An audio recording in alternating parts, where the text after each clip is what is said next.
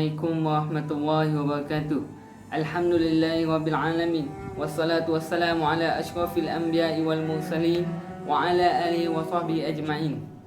Amma ba'd. Hari ini saya Muhammad Izzuddin bin Alias 047127 ingin menceritakan sedikit mengenai sumbangan dakwah Tuan Haji Muhammad Said Yan, di mana beliau adalah ulama yang terkenal dan tersohor di Kedah. Sebelum kita masuki sumbangan beliau, lebih dahulu mengenali beliau, di mana nama sebenar beliau ialah Tuan Haji Muhammad Said bin Penghulu Muhammad Said Yan. Beliau dilahirkan di Kampung Anak Bukit, Al-Ustaz, Kedah pada 1294 Hijrah, iaitu 1877 Masihi. Beliau seorang yang teguh mengikuti ajaran agama Islam dan beliau juga di dalam lingkungan keluarga bersama isteri, anak-anak dan cucunya sangat ditekankan melakukan sembahyang berjemaah bersama beliau. Beliau juga dikenali sebagai ulama yang warak, di mana setiap kali selesai mengerjakan solat, beliau membaca wirid yang banyak, doa yang panjang dengan penuh khusyuk dan syahdu, serta bercucuran air mata yang membasahi mukanya. Di sini kita boleh buat kesimpulan bahawa beliau ni adalah seorang ulama yang berjaya mengatasi cabaran hidup, yang kuat berusaha dan kuat beramal. Nama ayah beliau ialah Tuan Haji Muhammad Said. Sepanjang hayatnya, pernah ayahnya berkahwin sebanyak 6 kali. Perkahwinan pertama ialah dengan Cik Dun, anak saudara Syekh Wan Sulaiman. Daripada perkahwinan ini, beliau memperolehi 6 orang anak. Perkahwinan yang kedua dengan Hajah Aisyah binti Haji Kecil, beliau memperolehi seorang anak, iaitu Haji Ismail. Perkahwinan yang ketiga di Kuala Muda dengan Cik Lin, memperolehi seorang anak perempuan. Perkahwinan yang keempat di Pulau Pinang dengan Cik Aisyah. Hasil daripada perkahwinan itu tidak memperolehi anak. Perkahwinan yang kelima dengan Hajah Aisyah, berasal dari kampung Tok Keling, Al-Ustaz, dan juga tidak memperolehi anak. Perkahwinan yang keenam dengan Hajah Latifah, berasal dari Tandok, Al-Ustaz juga. Tuan Haji Muhammad Said mendapat pendidikan awal di Pondok Haji Mat Tamim, Kampung Anak Bukit. Ada juga diriwayatkan bahawa beliau sempat belajar kepada Syekh Jarum. Diriwayatkan juga bahawa selain mendapat pendidikan pondok, beliau pernah juga memasuki sekolah agama Al-Hamidiyah di Limbung Kapal Al-Ustaz Kedah. Beliau juga pernah belajar di Mekah Al-Mukarramah. Antara gurunya di Mekah ialah Syekh Daud bin Mustafa Al-Fatani, Syekh Ali Al-Maliki dan ramai lagi.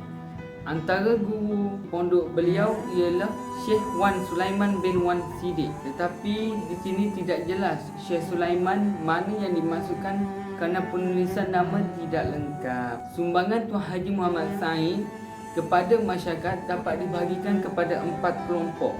Yang pertama ialah guru agama, kadi, khatib dan pengarang.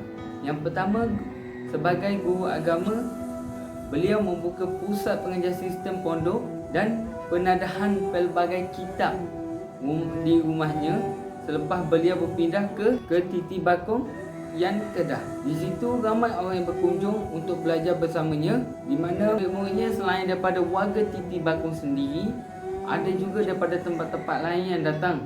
Bahkan dari Sumatera Utara, terutama dari Mandailing, juga datang untuk belajar bersamanya. Beliau mengajar berbagai pelajaran agama kepada orang dewasa, termasuklah ilmu tauhid, fiqh, tasawuf, hadis dan Al-Quran. Yang kedua, kadi. Beliau dilantik menjadi kadi, kemungkinan atas kehendak Syekh Wan Sulaiman. Isteri beliau yang pertama bernama Cik Dun adalah anak saudara Syekh Wan Sulaiman. Beliau juga pernah menjadi kadi di beberapa tempat daerah, antaranya di Kuala Nerang, Kuala Muda dan Yan. Yang ketiga ialah tabib. Pada zaman beliau, perubatan melalui doktor moden belumlah banyak seperti sekarang. Jadi beliau ada ilmu tabib tradisional Islam dan Melayu dimanfaatkan oleh beliau sendiri untuk hidup berwira swasta. Beliau dikatakan mampu mengubati pelbagai penyakit dengan menggunakan tumbuhan-tumbuhan yang berkhasiat, akar kayu, daun kayu, pembuatan minyak untuk disapu, makjun dan juga lain-lain.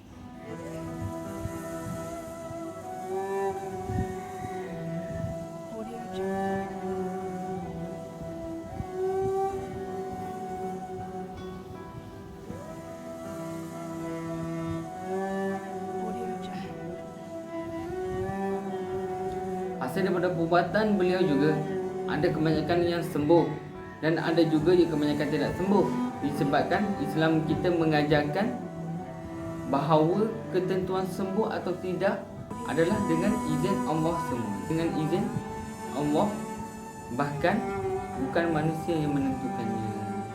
Okey, dan yang last sekali iaitu pengarang, di mana beliau menulis serta mengeluarkan berbagai risalah kecil berbentuk dakwah. Risalah-risalah tersebut bentuk buku kecil dan dicetak dalam tulisan Jawi yang mengandungi di antara 18 hingga 32 muka surat. Antara risalah yang dikeluarkan oleh beliau ialah bertajuk Risalah Banyak-Banyak Syukur, Risalah Bicara Tertib Puasa Ramadan, dan Risalah Jika Tiada Hendak Sembahyang, Apakah Hendak Jadi. Isi risalah-risalah beliau tersebut adalah berbentuk menasihati dan dakwah agar seluruh kaum muslimin dan muslimat taatkan perintah Allah dengan mengerjakan segala suruhannya dan meninggalkan segala larangnya.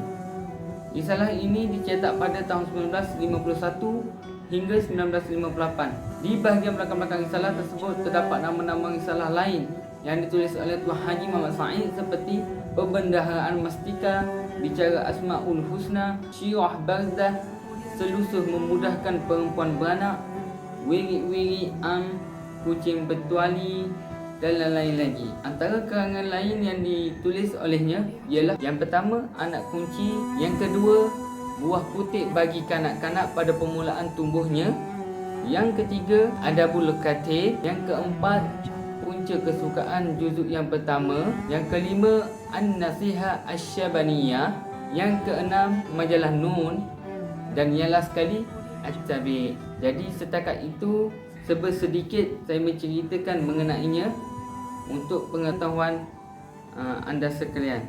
Jadi wallahu a'lam.